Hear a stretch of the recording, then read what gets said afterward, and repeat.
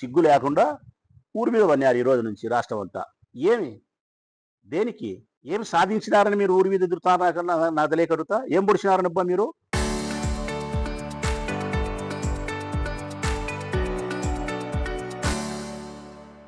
రాష్ట్రం అంతా ఊరి మీద పడి తిరుగుతారే. 9 గంటలకు లేచి సోగ్గా తయారై బాగా గోష బజాలు కట్టుకొని ప్యాంటు గింట్లు వేసుకొని శుభ్రంగా పౌడర్ పూసుకొని, సిగ్గుండాలా మీ ముఖాలకు పౌడర్ వేసుకునేదానికి, మీ ఒంటికి సొక్కా వేసుకునేదానికి కూడా సిగ్గుండాలా మీకు? ఏం కఠినంగా మాట్లాడుతున్నాడు రాచమల్లు అని చెప్పి బాధ అనిపిస్తుందే మీకు? నా మాటనే మీకు ఇంత కఠినం అనిపించి బాధ అనిపిస్తే, మీరు చేసిన పనుల వల్ల ఈ రాష్ట్రంలో ప్రజలకు ఎంత మోసము ఎంత వంచన చేసినారే వారికెంత బాధ ఉండాలా? మీరు అనుకుంటా ఉండారేమో రాచమల్లు కఠినంగా మాట్లాడుతున్నాడని. రాచమల్లు పాత్రికేయుల సమావేశంలో మంచి భాషను ఉపయోగించి నిర్మోహమాటంగా కఠినత్వాన్ని ప్రదర్శిస్తున్నాడు.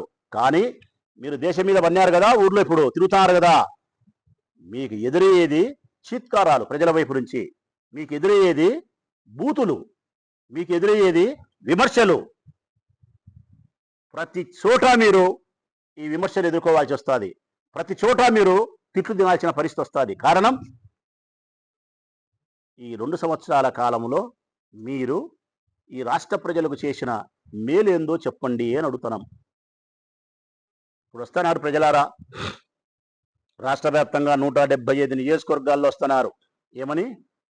2 ఏళ్ల పాలన గడిచింది, మా చంద్రన్న నాయకత్వంలో మేము బ్రహ్మాండమైనటువంటి పరిపాలన చేసినాము, బ్రహ్మాండమైనటువంటి అభివృద్ధి కార్యక్రమాలను సంక్షేమ పథకాలను ప్రజలకు అందించగలిగినాము, పేదవారి యొక్క జీవితాలలో వెలుగును నింపగలిగినాము, సూపర్ 6 పథకాలను అమలుపరిచినాము, జగన్మోహన్ రెడ్డి ఇచ్చే పథకాలు అన్నిటిని కూడా ఇస్తామని చెప్పి వాటిని కూడా అమలుపరిచినాము.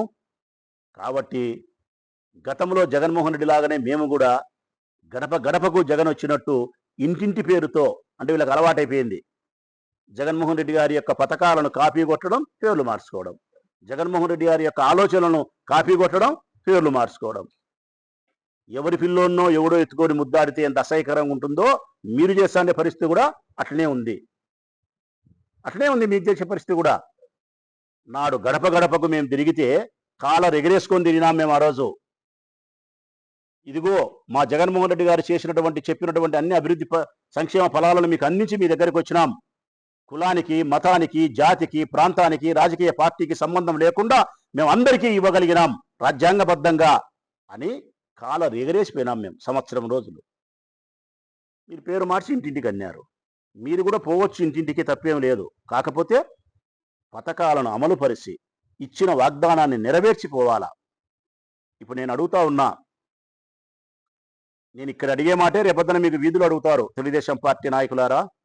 నేను ప్రజలను కూడా అడుగుతా ఉన్నా, రాష్ట్ర వ్యాప్తంగా తెలుగుదేశం పార్టీ నాయకులు మీ ఎమ్మెల్యేలు ఎవరైతే మీ దగ్గరికి వస్తా ఉన్నారో, ఈ 2 ఏళ్ల కాలంలో మేము ఇది చేసినాం అది చేసినాం అని చెప్పి, ఓ ప్రజలారా, ప్రజాస్వామ్యంలో ఉండే ప్రజలారా, ప్రశ్నించండి.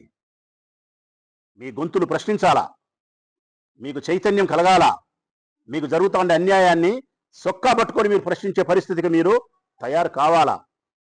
అప్పుడే మీకు న్యాయం జరుగుతుంది, అప్పుడే మీ హక్కులు మీ కాళ్ళకాడికి వస్తాయి. లేకపోతే చంద్రబాబు నాయుడు లాంటి పాలకులు జీవితాంతం మీకు మోసం చేస్తూనే ఉంటారు, మిమ్మల్ని వంచిస్తూనే ఉంటారు. అడగండి, రేపు వచ్చినప్పుడు ఈ తెలుగుదేశం పార్టీ నాయకులు అడుగుతా ఉన్నా, మీరు దేశం మీద బన్నారు, నేను అడుగుతా ఉన్నా వాళ్ళ తరఫున, ఏం చెప్తారబ్బా మీరు పోయి? నాకు ఓటు వేయండమ్మా, నేను అధికారంలోకి వస్తానే, మీ ఇంట్లో ఎంతమంది ఆడపిల్లలు ఉంటే, 18 సంవత్సరాలు నిండి ఉంటే, 60 సంవత్సరాల వయసుకు ఉండే వాళ్ళకు ఎంతమంది ఉంటే అంతమందికి నేను 1500 రూపాయలు ప్రతి నెల 1వ తారీఖున మీ అకౌంట్లో వేస్తా. ఒకవేళ మీ ఇంట్లో 3 ఆడపిల్లలు ఉంటే, 3 ఉంటే ఆడపిల్లలు, ఇంకా మీకు ఓపిక ఉంటే ఒకరిని ఇద్దరినో కనండి, నేను గెలిచే లోపల అందరికీ వేస్తా అని చెప్పినావు కదయ్యా పెద్ద మనిషి. ఇప్పుడు 2 ఏళ్ళు అయిందే, మా ఇంటికాడికి వచ్చినావు కదా, మరి ఆడబిడ్డ నిధి నాకు ఇచ్చినావా 1500 అని అడుగుతారు. సమాధానం చెప్తారా మీరు? మరి సమాధానం చెప్పలేనప్పుడు, హామీని అమలుపరచలేనప్పుడు, మోసం చేసినప్పుడు ఏ ముఖం పెట్టుకొని వాళ్ళ దగ్గరికి పోతున్నారు మీరు? పౌడర్ వేసుకొని, ముఖానికి గంజి సొక్కాలు వేసుకొని. నిరుద్యోగ భృతి 3000 రూపాయలు ఇస్తానని చెప్పినావు, అడుగుతారు యువత. 20 లక్షల ఉద్యోగాలు ఇస్తానని చెప్పినావు, ఉద్యోగాలు ఇవ్వలేకపోతే నేను 3,000 రూపాయలు ఇస్తానని చెప్పినావు, మాకు ఉద్యోగం ఇచ్చినావయ్యా అని అడుగుతారు యువత రేపు. ఉద్యోగం ఇవ్వలేదు కాబట్టి 3,000 రూపాయల నిరుద్యోగ భృతి నాకు ఇచ్చినావా అంటారు. ఏం చెప్తావు సమాధానం? 2 ఏళ్ళు అయిందిలే, ఇప్పుడే కదా కళ్ళు తెరిచింది, ఇంకా 3 ఏళ్ళు ఉందిలే ఇచ్చాలే అని అంటావా, లేకుంటే లాస్ట్ సంవత్సరం ఇచ్చాలే అంటావా? పసుపు కుంకుమ అని చెప్పి 10,000 రూపాయలు ఆడవాళ్లకు లాస్ట్లో ఇచ్చినావు కదా 2018లో. అట్లా 50 సంవత్సరాలకు పెన్షన్ ఇస్తానని చెప్పినావు. అడుగుతారు ఈరోజు ఎస్సీ, ఎస్టీ, బీసీ, మైనారిటీ సంబంధించిన ప్రజలు, నాకు 52, నాకు 50, 53, 51, 54 నా వయసు వచ్చింది, నాకు పెన్షన్ ఇస్తానని చెప్పినావు 4,000 రూపాయలు, 4,000 రూపాయలు ఇవ్వలేదే, 25 నెలలు అయింది, 1,00,000 రూపాయలు వస్తుంది, 1,00,000 రూపాయలు ఇచ్చే నా గడప దక్కు, లేకుంటే కాల్తదంతా అంటారు. చేతగుడు అన్నం కాల్తదంతా అంటారు. పడతారా? పడతారులే, సిగ్గులేనటోళ్ళు మీరు. మేమైతే శనిగగులు కదిలి మా సత్యం, మా జగన్ మేమైతే. మీకాడ సిగ్గుంది? మీకు లేదు. దున్నపోతు చర్మం మీద వర్షం పడినట్టే. మరొక ఇంటికి పోతే మరొకరు అడుగుతారు, జగన్మోహన్ రెడ్డి ప్రతి 6 మాసాలకు ఒకసారి సామాజిక పెన్షన్ ఇచ్చినాడు మాకు, అర్హత కలిగిన ప్రతి ఒక్కరికి.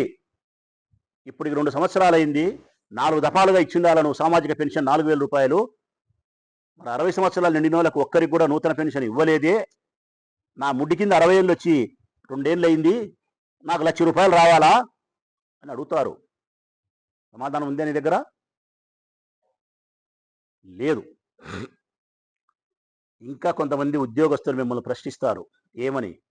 ఎన్నికలప్పుడు పెద్ద పెద్ద మాటలు చెప్పినావు, మా ఉద్యోగస్తులందరినీ మోసగిచ్చినావు, మమ్మల్ని పూర్తిగా నీ పరం చేసుకున్నావు, నీ వశం చేసుకున్నావు. మా బలముతో, మా యొక్క మౌత్ క్యాన్వాస్తో వైఎస్ఆర్ కాంగ్రెస్ పార్టీ ఓటమికి మేము ఒక కారణమైనాం.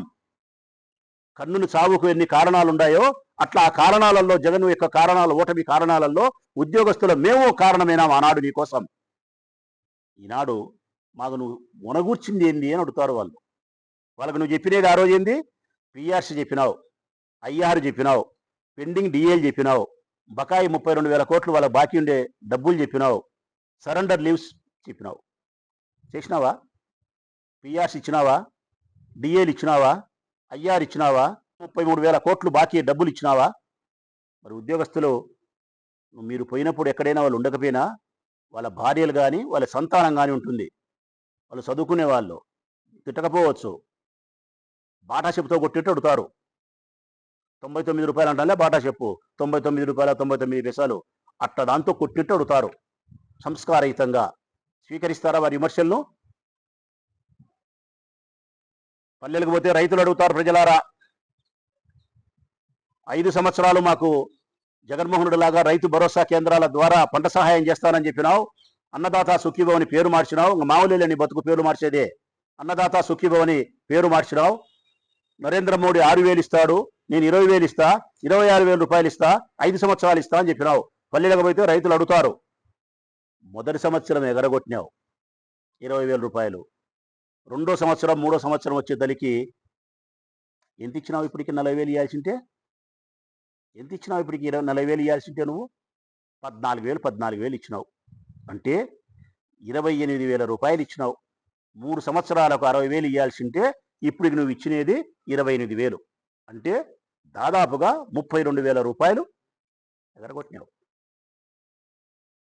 రైతులు అడుగుతారు గ్రామాలకు పోతే, అన్నదాత సుఖీభవ పేరుతో మాకు ఇవ్వాల్సిన 3 సంవత్సరాల పంట సహాయాన్ని 1 సంవత్సరం ఎగరగొట్టినావు, ఇవ్వాల్సిన 2 సంవత్సరాలు 20,000 ఇవ్వాల్సింటే 14,000 ఇచ్చినావు, అది కూడా 7 లక్షల మంది రైతులకు కోత కోసినావు అని చెప్పి సోలకాలు తీసుకుంటారు. మీకు మీ పై ఎంత వాంచుతారు వాళ్ళు. పల్లెలకు పోతే కొంచెం జాగ్రత్తగా పోలీసు వాళ్ళని పెట్టుకోనివ్వండి, దండిగా మంది పల్లెల పోయితలకి.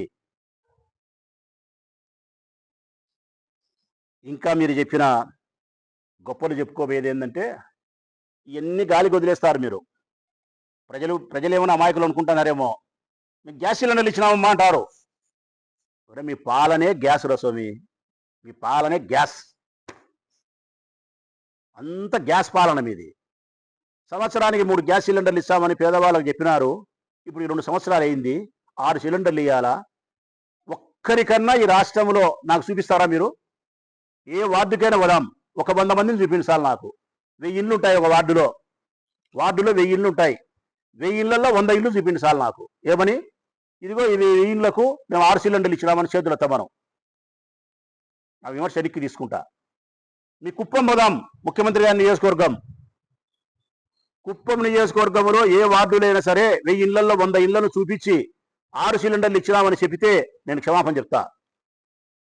కారణం, మీరు ప్రతి చోట రాష్ట్రంలో గ్యాస్ సిలిండర్లు ఇచ్చినది 1 అర. ఇచ్చినోనికి ఇచ్చినారు, ఇయ్యనోనికి ఇయ్యలే. ఏ ఒక్కరికి 4 ఇలే, ఏ ఒక్కరికి 5 ఇలే, ఏ ఒక్కరికి 6 ఇలే. చెప్పిన సంక్షేమ పథకానికి కూడా, గ్యాస్ సిలిండర్లకు కూడా ఎంత పెద్ద పెద్ద మాటలు చెప్పినావయ్యా ఆ రోజు నువ్వు. నా ఆడబిడ్డలు నా బిడ్డలతో సమానం, మీరు పొయ్యి కాడ ఊపిరి గొట్టం తీసుకొని ఊపుకుంటా అంటే మా అమ్మ ఊపిరితిత్తులు పాడైపోయి బాధ కలిగి స్పందించి ఆ స్పందనలో నుంచి పుట్టినదే ఈ గ్యాస్ సిలిండర్ల పథకం. మీ కళ్ళల్లో నీళ్లు రాకూడదు అని చెప్పి పెద్ద పెద్ద జంపు మాటలు చెప్తివే. మరి ఊపిరి గొట్టం ఏమైంది? కళ్ళల్లో నీళ్ళు ఏమైనాయి? ఊపిరితిత్తులు పాడైపోయినది ఏమైనాయి? 6 సిలిండర్లు ఏడుండయ్యా? ఎన్ని అబద్ధం కూతులు మీరు కూసినేది. చెప్పేవారికి వినేవాడు లోకువా అని సత్యమే పెద్దలు చెప్పినది. ఇక్కడా కొడుకులం కదా మేము, ప్రజలం వింటానాం కదా. చెప్పింది చెప్పిందే.